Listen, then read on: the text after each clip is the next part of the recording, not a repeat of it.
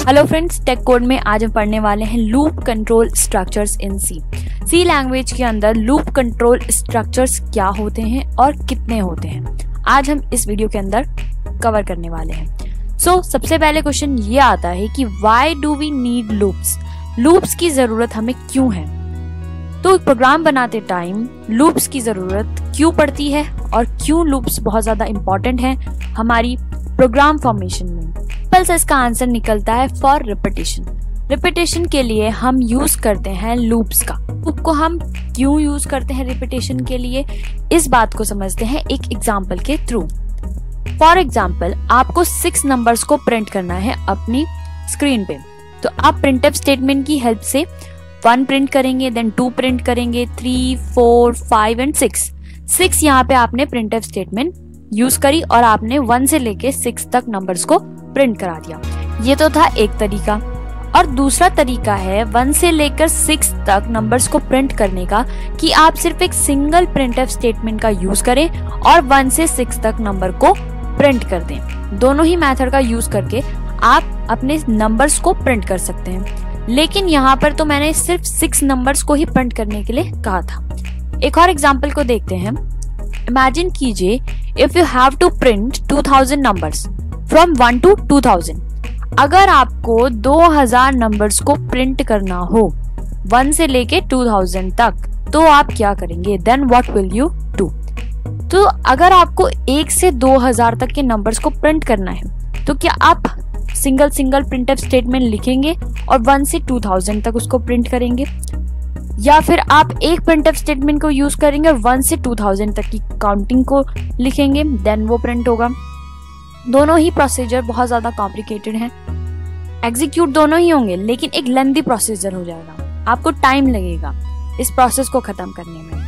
तो इसीलिए जब बार बार रिपीट हो रही है, बार बार हम सेम प्रोसीजर रिपीट कर रहे हैं, प्रिंटफ, हम बहुत सारी प्रिंटफ स्टेटमेंट्स को यूज कर रहे हैं हर एक नंबर को प्रिंट करने के लिए। तो रिपीटेशन के लिए अगर हम लूप को यूज करें, तो लूप की मदद से हमारी जो इतना लंबा प्रोसीजर था, 2000 लाइंस जो हमें लिखनी पड़ती, वो सब 3 to 4 लाइंस में वो हमारा कन्वर्ट हो जाएगा और वो हमें रिजल्ट दे देगा 2000 नंबर्स को प्रिंट करके। तो इस केस में जब हमें काफी लंबा प्रोसीजर करना हो और जब सभी जितने भी स्टेटमेंट्स हम उसमें यूज कर रहे हैं वो सब रिपीट हो रही हैं, तब सबसे ज्यादा जो आइडियल कंडीशन होती है वो है लूप की कंडीशन। तो for this loop is an ideal condition. तो ऐसी सिचुएशन में लूप जो है वो एक आइडियल कंडीशन होती है।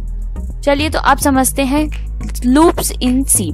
सी लैंग्वेज के अंदर कितने टाइप के लूप्स होते हैं? There are 3 loops in C. C language के अंदर 3 लूप्स होते हैं। फर्स्ट है व्हाइल लूप। तो व्हाइल लूप का सबसे पहले सिंटेक्स देखते हैं। सिंटेक्स है व्हाइल लूप का, सबसे पहले आपको व्हाइल कीवर्ड यूज करना है, देन पैरेंथेसिस। पैरेंथेसिस के अंदर आपको अपनी कंडीशन देनी है। उसके बाद यहाँ पे आ जाता है ब्रेसेस, ओपन हो जाता है, एंड देन क्लोज ब्रेसेस। इन दोनों के बीच में आपको लिखना है अपना ब्लॉक, कोड ब्लॉक। इसमें आपको अपनी इंस्ट्रक्शंस देनी है, जैसे यहाँ पे मैंने instruction 1, instruction 2 and so on. आप कितनी भी इंस्ट्रक्शंस यहाँ पर देख सकते हैं।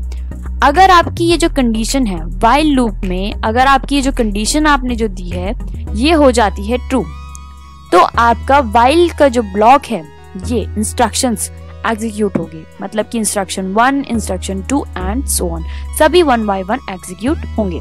लेकिन अगर आपकी जो कंडीशन है व्हाइल की वो हो जाती है फॉल्स, देन आपके ये जो इंस्ट्रक्शंस हैं ये एग्जीक्यूट नहीं होंगे और next set of instructions will get executed. इसका मतलब है कि अगर ये कंडीशन फॉल्स हुई, देन आपके क्या होंगे, नेक्स्ट जो सेट होगा इंस्ट्रक्शंस का वो एग्जीक्यूट होगा।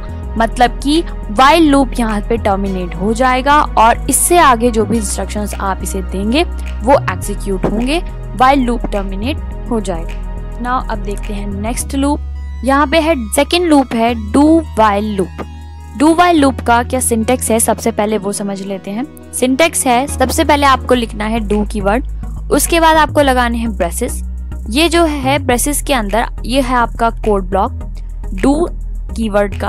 आपको इसके अंदर इंस्ट्रक्शंस देने हैं जिन्हें भी आप एग्जीक्यूट कराना चाहते हैं। यहाँ पे आप कितने भी इंस्ट्रक्शंस दे सकते हैं, instruction 1, instruction 2 and so on, जितने भी आपको इंस्ट्रक्शन एग्जीक्यूट कराने हैं। उसके बाद यहाँ पे क्लोज ब्रेसेस के बाद आपको लिखना है वाइल कीवर्ड का यूज करना है, देन पैरेंथेसिस, और पैरेंथेसिस के अंदर आपको देनी है अपनी कंडीशन। अब ये चलेगा कैसे लूप, जब कंडीशन ट्रू होगी तब क्या होगा, जब कंडीशन फॉल्स होगी तब क्या होगा, उसको समझ लेते हैं। सबसे पहले डू कीवर्ड से आपका ब्लॉक जो है वो एग्जीक्यूट होना शुरू होगा।